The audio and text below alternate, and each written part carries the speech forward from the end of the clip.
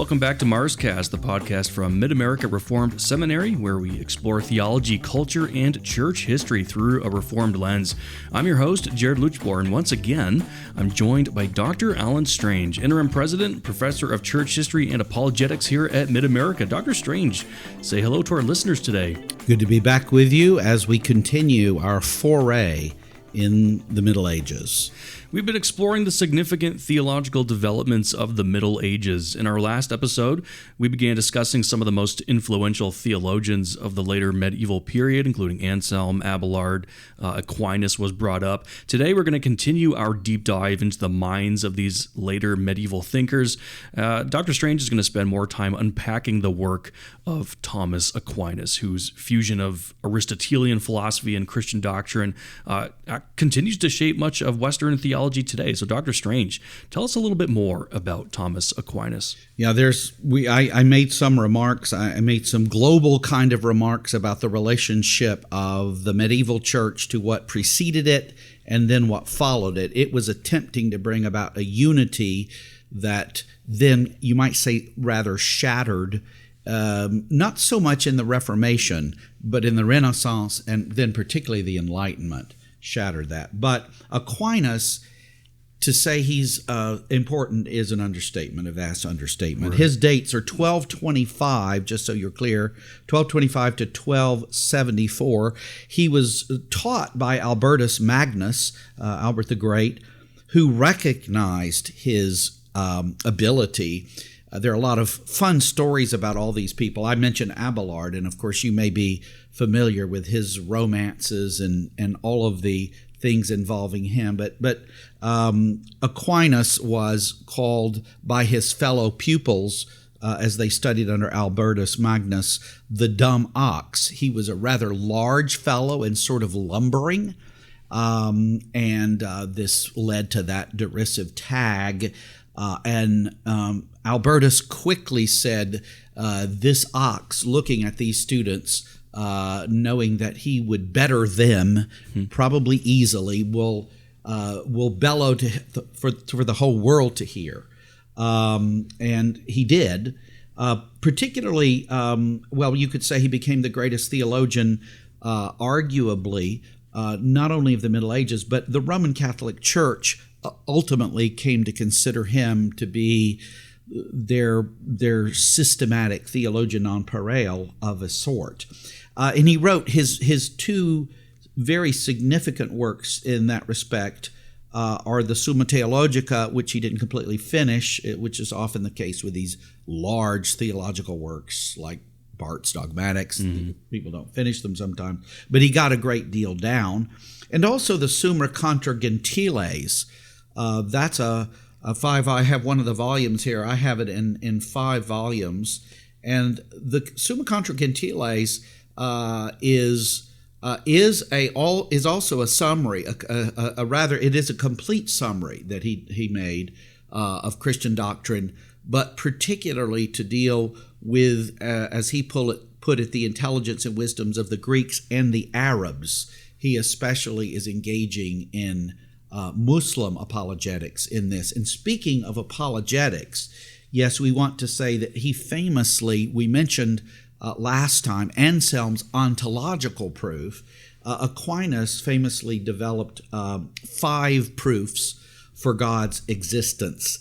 The unmoved mover, the uncaused cause, the contingency argument, the imperfection argument, and the teleological argument. And let me just say about the unmoved mover and uncaused cause, those are the arguments that you cannot have. He's using Aristotelian logic here, yep. And he's also going to Aristotle, who said that there was that there has to be that which sets everything in motion. You can't have an infinite regress in terms of motion or an infinite regress in terms of cause. You have to have some mover that is unmoved to begin it all. Right. You have to have some cause that itself is uncaused to begin it all.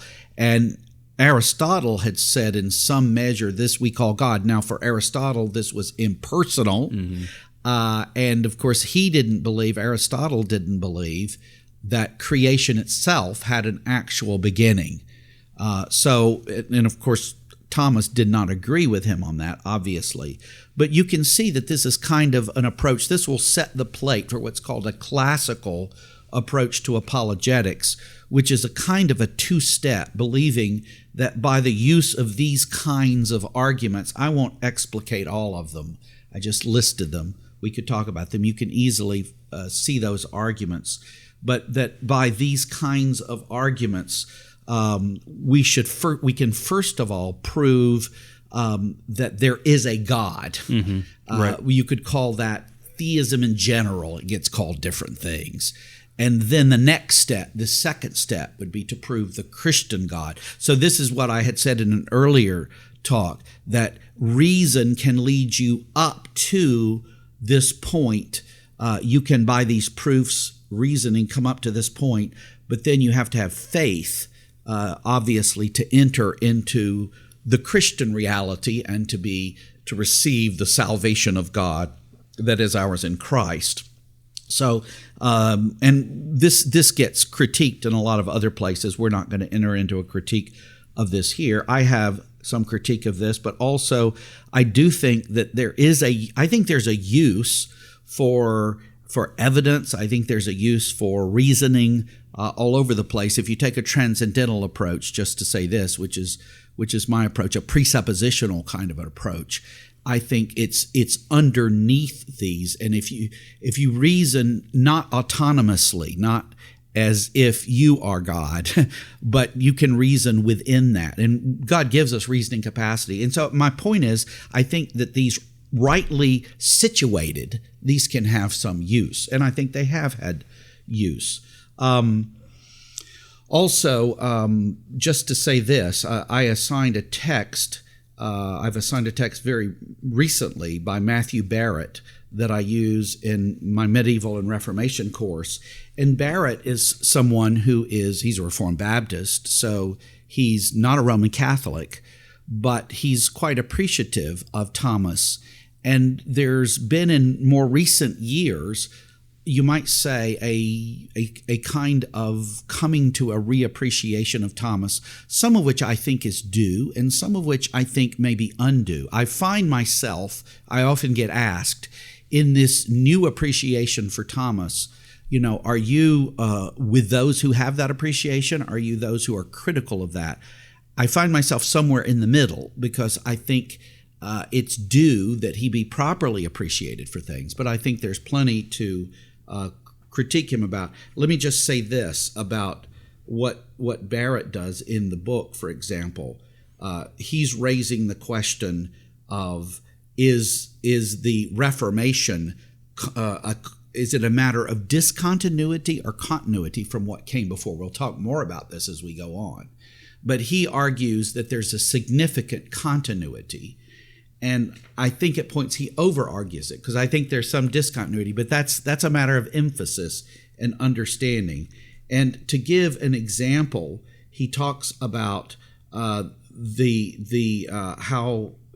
justifying faith is defined, and he says that Calvin sounds a lot like Aquinas, but also Augustine.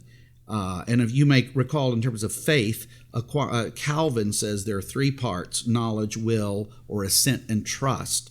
But this isn't how I would say this in differing from Barrett here. This isn't quite how Augustine and Aquinas spoke of faith. Augustine regarded those first two aspects, knowledge and assent, as what he called unformed faith, and Aquinas thought the same. They would say you can have knowledge and assent, and that's unformed faith. And they both thought that what gave faith its form, making it form faith, was caritas, love, not fiducia, trust. And Luther quite explicitly recognized this, and he contrasted his view with theirs. He said, where Augustine, and Luther was an Augustinian, yeah, but he said where Augustine and Aquinas say love is the completion, the completing element that makes it saving faith, I say it's trust. And Calvin agreed with him on that.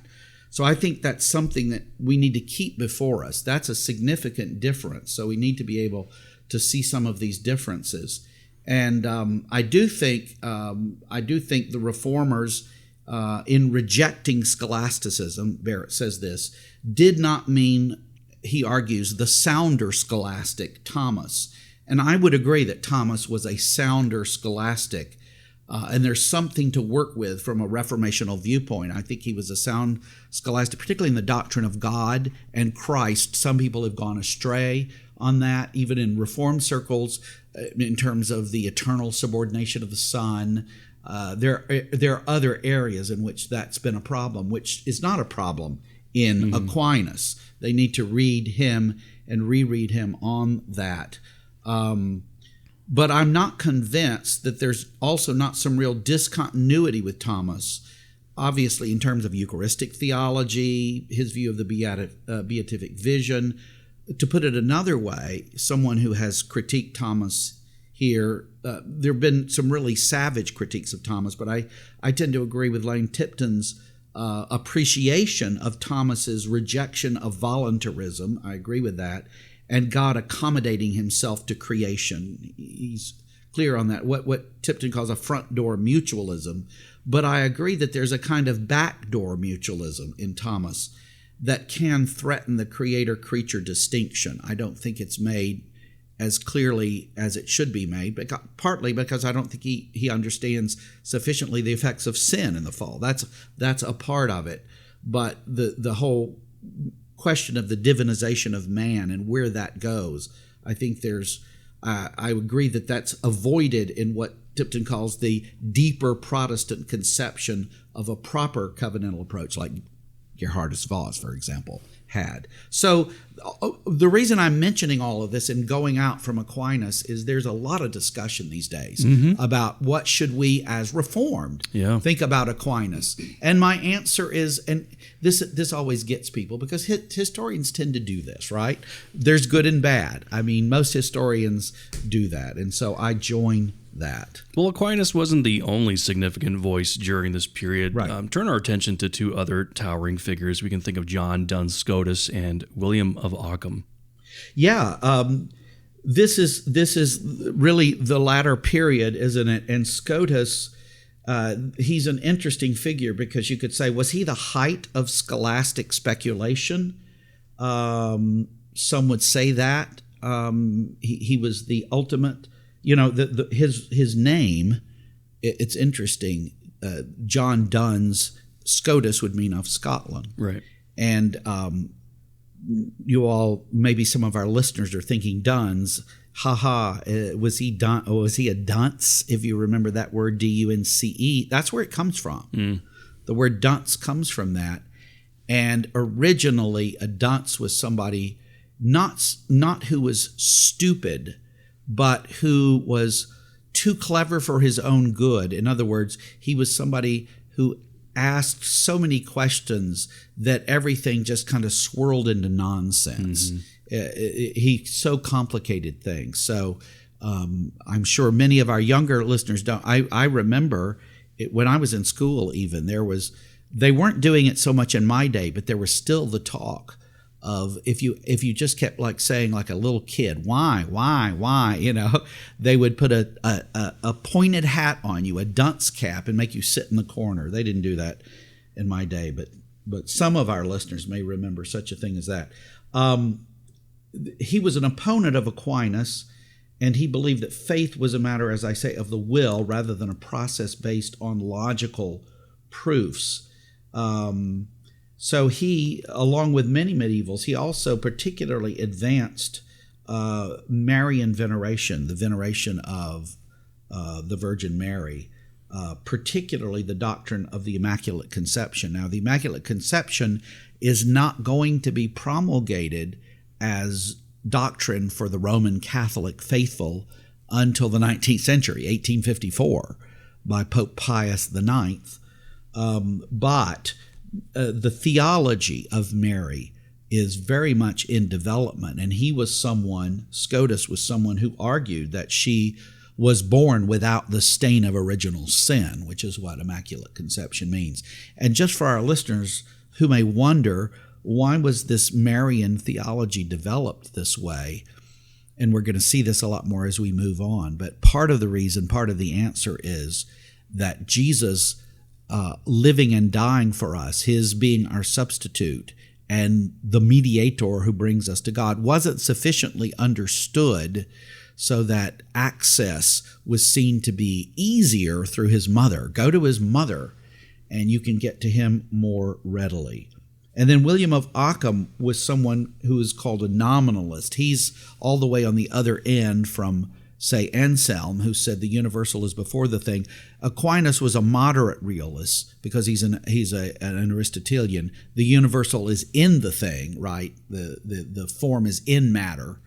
And William Ockham says, no, the universal is after the thing. It's just something to give cohesiveness or coherence. So I think that's about enough for now. As we reflect on Thomas Aquinas and the other medieval theologians that we've explored today, we're reminded that their work was quite academic. Each of these thinkers was wrestling with fundamental questions about faith, reason, and humanity's relationship with God. For us today, it's good for us to keep in mind that any theological inquiry we do shouldn't be merely an intellectual exercise, but should be orienting our minds to understand more and more who God is and who we are in Christ. Next time, we'll dive deeper into the monumental changes that reshaped the world. We'll explore the decline of feudalism, the rise of towns and trades, and the transformative effects of events like the Black Death. We'll also discuss how the weakening of the papacy and shifts in cultural and political authority set the stage for religious upheaval. These currents of change laid the groundwork for the Reformation, and we'll unpack it all in the next episode. I'm Jared Luchabor. Thanks for listening. We'll see you then.